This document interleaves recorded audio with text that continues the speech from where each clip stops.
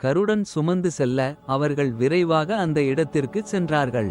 அது கடல் நீரால் சூழப்பட்டிருந்தது. பறவை கூட்டங்களின் ஒலியால் எதிரொலித்தது. விசித்திரமான பழங்கள் மற்றும் பூக்கள் நிறைந்த வனப்பகுதிகளால் சூழப்பட்டிருந்தது. அழகான கட்டிடங்களாலும் தாமரை குளங்களாலும் நிறைந்து இருந்தது. தெளிந்த நீருள்ள குளங்களாலும் அழகான ஏரிகளாலும் அலங்கரிக்கப்பட்டிருந்தது. தெய்வீக நறுமணங்களைக் கொண்ட புனிதமான காற்றால் வீசப்பட்டது. ஆகாயத்தை முகரும் மரங்கள் சந்தன மரங்களாக இருந்தன.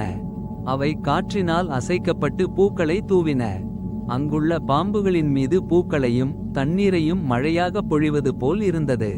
அது மனதிற்கு மகிழ்ச்சி அளிக்கும் புனிதமான இடம். கந்தர்வர்கள் மற்றும் அப்சரஸ்களுக்கு பிரியமானதாக இருந்தது. பலவிதமான பறவைகளின் ஒலிகள் நிறைந்த அழகான இடம் கத்ருவின் மகன்களுக்கு மகிழ்ச்சியை அளித்தது. பின்னர் அந்த பாம்புகள் அந்த வனத்தை அடைந்து மகிழ்ச்சியுடன் விளையாடின. அவர்கள் மகாவீரனான கருடனை பார்த்து, பறவைகளில் சிறந்தவனே, எங்களை அழகான பெரிய நீர்நிலைகள் உள்ள மற்றொரு தீவுக்கு கொண்டு செல். நீ பல அழகான இடங்களை பறந்து பார்க்கிறாய் அல்லவா என்றனர்.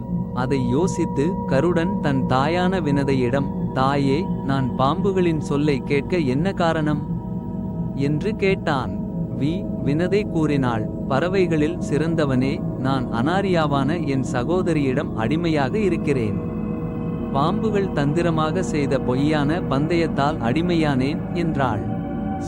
தாயால் காரணம் சொல்லப்பட்டதும் ஆகாயத்தில் சஞ்சரிக்கும் கருடன் அந்த துக்கத்தால் வருத்தப்பட்டு பாம்புகளிடம் ஒரு வார்த்தை சொன்னான். என்ன கொண்டு வந்து அல்லது என்ன தெரிந்து அல்லது என்ன ஆண்மையை காட்டி உங்கள் அடிமைத்தனத்திலிருந்து நான் விடுபட முடியும்? உண்மையை சொல்லுங்கள் பாம்புகளே.